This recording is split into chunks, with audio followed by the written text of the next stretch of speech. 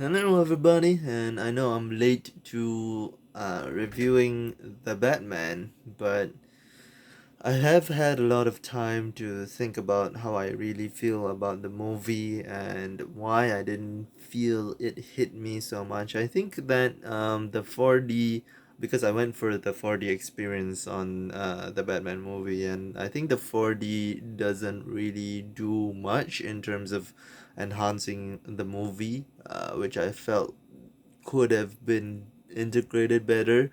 But I just feel a lethargy on the action sequences done by the Batman, and I know it's a weird thing to say because it's a superhero movie. You're technically expecting a lot of action sequences, but a lot of them were shot in the dark, and I think that's kind of what took me out of the movie in a lot of circumstances. But I think that the acting was well done. Yes, I really enjoyed Andy Serkis's performance because even though he was in a few scenes, I mean, it wasn't all the scenes, but in the few scenes that he was in, I thought he did really well. But again, Alfred is a well done character in any Batman series, so I wasn't really worried about Alfred. The main worry was Batman.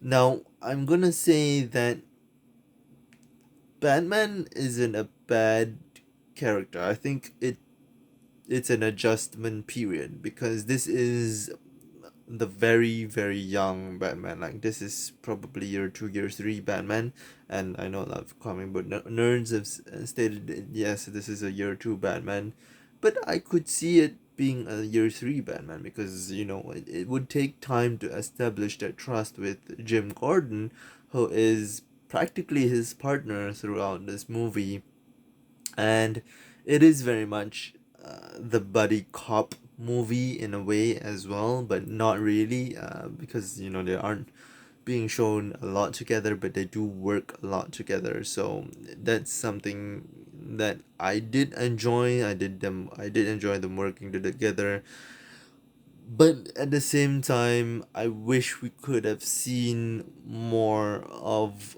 a backstory on that. Maybe they will explore it in the next Batman movie. I don't know, but I just feel if this was a year 2 Batman, there would still be some hesitances to believe this Batman is doing good for the sake of good. You know what I'm saying? And they showed that with the other cops. So either this Jim Gordon is very trusting, or he may have dealt with things like this in the past. And I mean, maybe he's the type of person that believes in the best of people, and that's Jim Gordon's character in a nutshell. But sometimes Jim Gordon is very suspicious of people. So I mean, he is a detective at the end of the day. So I don't know. And again, the grievances with the Batman not being the best detective yet is he's still learning his craft. I mean, even on the whole cryptography stuff, he wasn't really well versed in it. I think that for me, the standout performance was Catwoman. I think she did really well done job, and also Carmine Falcone. I thought that was a perfect casting. I'm sorry, I forget the name of the actor. But he did a really good job portraying Carmine Falcone, and coming off of the Gotham series, I really believe that was Carmine Falcone because he's so slimy yet and sleazy yet suave. Like he's really the type of person that gets shit done. So, uh, I think what they will do in the next movie is they'll put Penguin as a mainstay because again, Penguin was a side character, but they're gonna do a series TV series based on the Penguin. So I mean I think they will build the whole city and the whole Gotham from the Penguin's perspective, and then move into the Batman 2.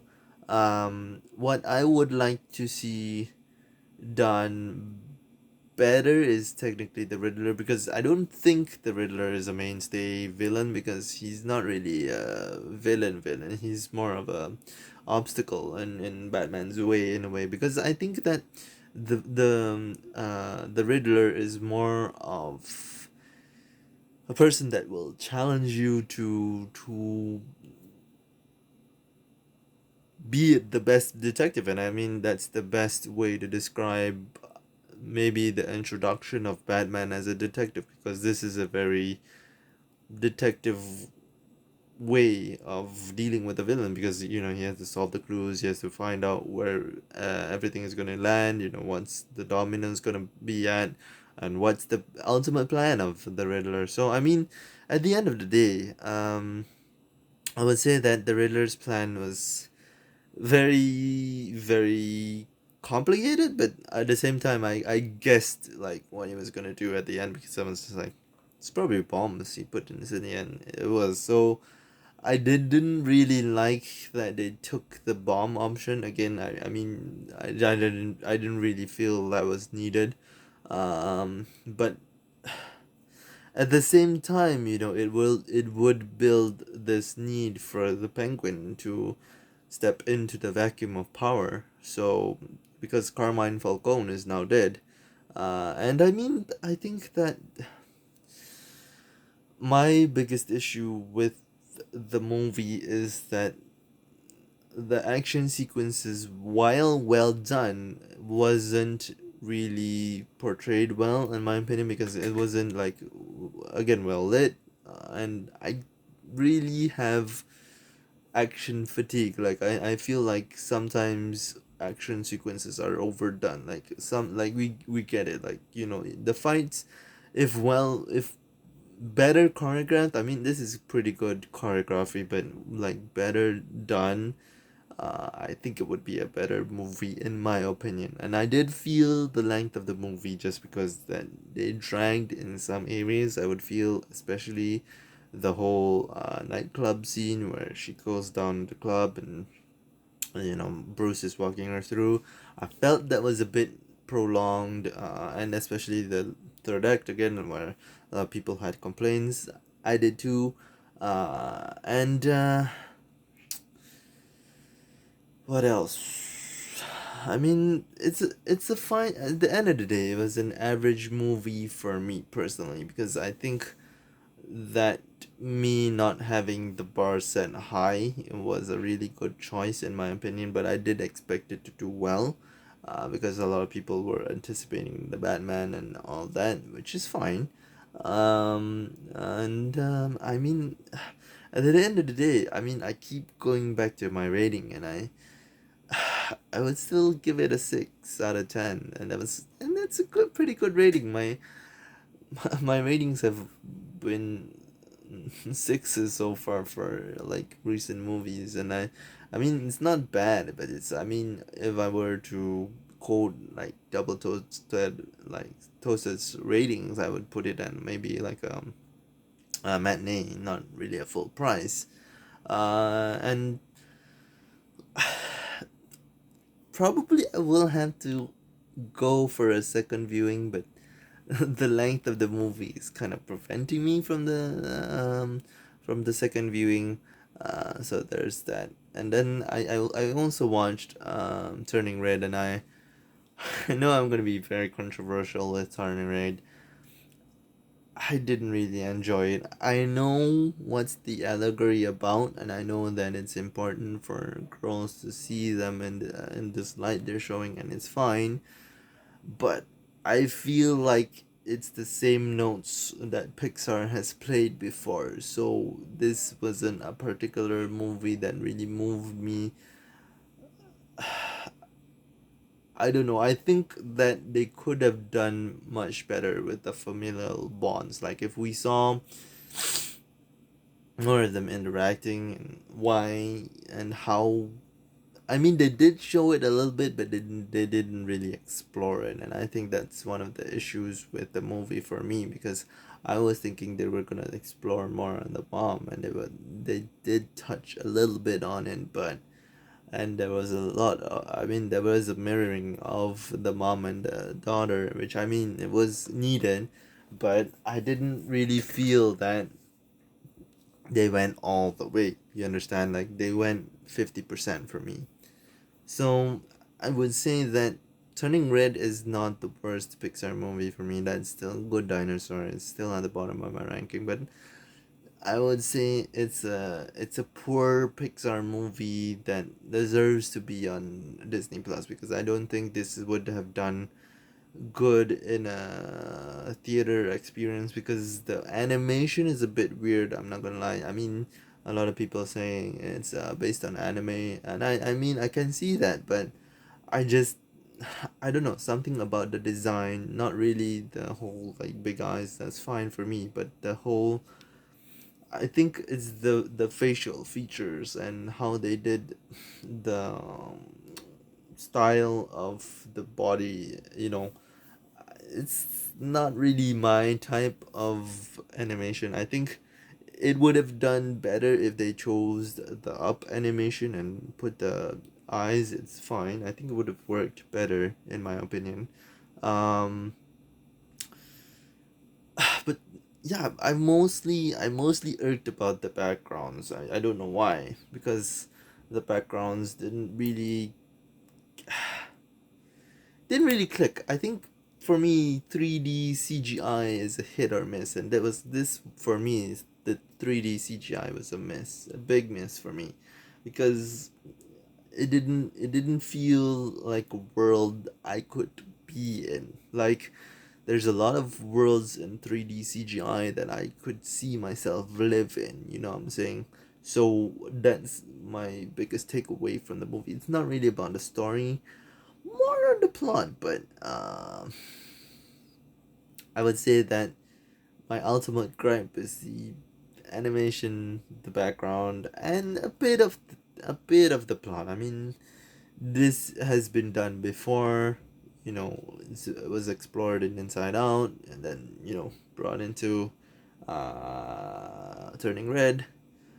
I mean, listening to the title and then watching the first scene, I was like, this is gonna be a teenage movie about puberty, and it's pretty much predictable from the get go. So that was my thing. Like I literally predicted note for note what was gonna happen, and that for me takes away a lot from the movie if it's one note and doesn't really surprise you. Like there was no surprises at all. There was no twist that I could have been like, oh, maybe that could be something. You know what I'm saying? Like I don't know. I don't know.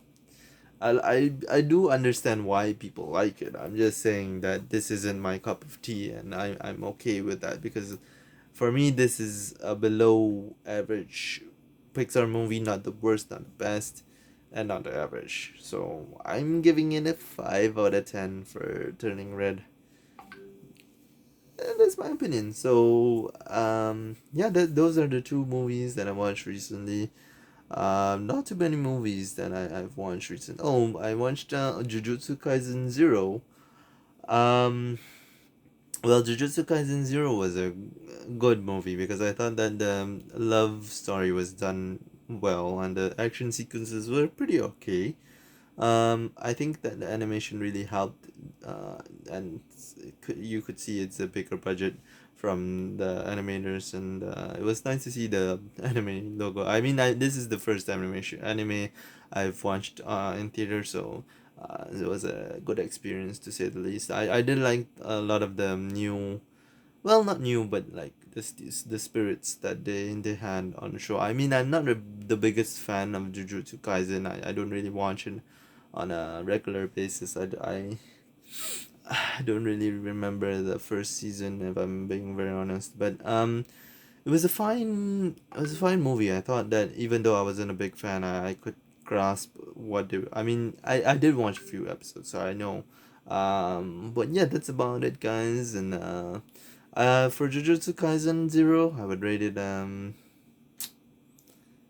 it's a solid 7 for me, because I think like I really do enjoy a good backstory. Like I think backstories make stories so much better. And I mean, I know the Batman's backstory, but I would have liked more interaction with Jim Gordon if I'm really, you know, if I'm really honest. And I mean, I would have liked for Turning Red. I would have liked more interaction with her community because Asians are a big community as well, community based, and more pressure from the community as well would have been great. And how the community would be like wondering what happened to her, because a lot of them are friends of the mom. So yeah, I don't know. I think it would have benefited from more interaction outside of a group. I know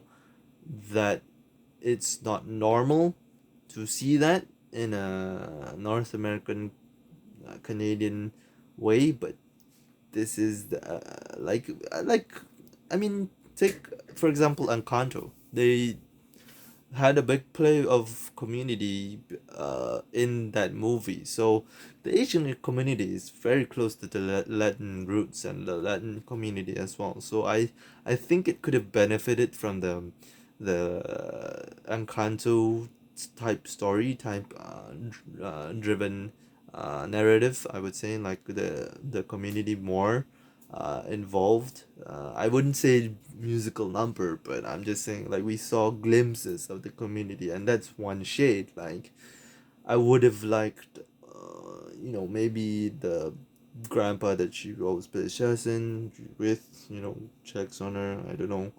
That would have been great. That would have been fine for me. I don't know. I don't know.